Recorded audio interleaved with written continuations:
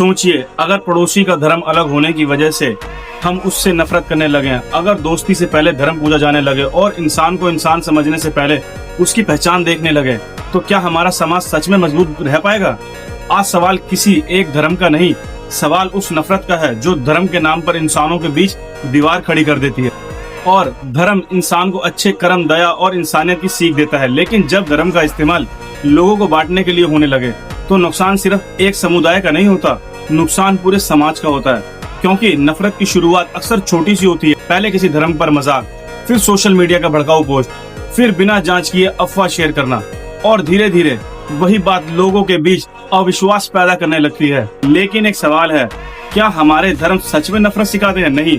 श्रीमद् भगवत गीता में कहा गया है, अद्वेष्टा सर्वभूतानां मैत्र करुणा एव च, अर्थात किसी जीव से द्वेष न करना और सभी के प्रति मित्रता व करुणा रखना। कुरान में कहा गया है कि इंसानों को अलग अलग कौमों और कबीलों में इसलिए बनाया गया है ताकि वे एक दूसरे को पहचाने।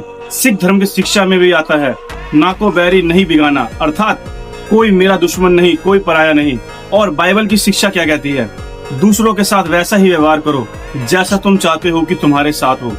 अब जरा सोचिए, रास्ते अलग हो सकते हैं, प्रार्थना के तरीके अलग हो सकते हैं, लेकिन इंसानियत की मंजिल कितनी मिलती जुलती है। जब हमारे धर्म हमें प्रेम, दया, करुणा व सम्मान की सीख देते हैं, तो फिर धर्म के नाम पर नफरत कौन सिखा रहा है? इसलिए धर्म को समझिए, धर्म के नाम पर फैलाई जा रही नफरत को नहीं। सबसे खतरनाक चीज अफवाह है। आज एक अधूरा वीडियो, एक पुरानी तस्वीर, एक झूठी खबर और एक भड़काऊ कैप्शन कुछ ही मिनटों में हजारों लोगों तक पहुंच सकता है, और लोग बिना पूरी सच्चाई जाने गुस्से में आ जाते हैं।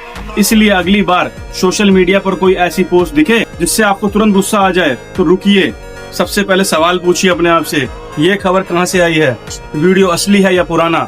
क्या किसी विश्वसनीय स्रोत ने इसकी पुष्टि की है? और क्या मुझे पूरी कहानी पता है? क्योंकि एक गलत पोस्ट सिर्फ मोबाइल की स्क्रीन तक नहीं रहती, कभी कभी उसका असर समाज की सड़कों तक पहुंच जाता है। फिर भीड़ की मानसिकता क्या होती है? और जब नफरत भीड़ तक पहुंचती है तो स्थिति और खतरनाक हो सकती है। भीड़ में लोग कभी कभी वह कर बैठते हैं जो शायद अकेले कभी नहीं करते। किसी पर आरोप लगाना आसान है, लेकिन सच का फैसला अदालत और कानून का काम है, भीड़ का नहीं। कानून हाथ में लेना न्याय नहीं, और किसी निर्दोष को सिर्फ उसकी पहचान देखकर दोषी मान लेना इंसाफ नहीं, सरासर अन्याय है। असली देशभक्ति क्या होती है?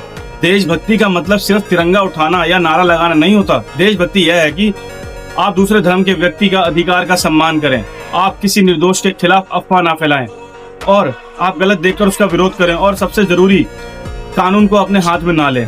भारत की खूबसूरती यही है कि यहाँ अलग अलग भाषाएं, अलग अलग संस्कृतियाँ, अलग अलग धर्म के लोग हैं, फिर भी हम एक देश के नागरिक हैं। हमारी पहचान अलग हो सकती है, लेकिन हमारी नागरिक गरिमा बराबर है। याद रखिए, मंदिर अलग हो सकता है, मस्जिद अलग हो सकता है, गुरुद्वारे और चर्च अलग हो सकते हैं, लेकिन सड़क, स्कूल, अस्पताल, संविधान और यह देश सबका है। धर्म हमें अपनी आस्था से जोड़ सकता है, लेकिन इंसानियत हमें एक दूसरे से जोड़ती है।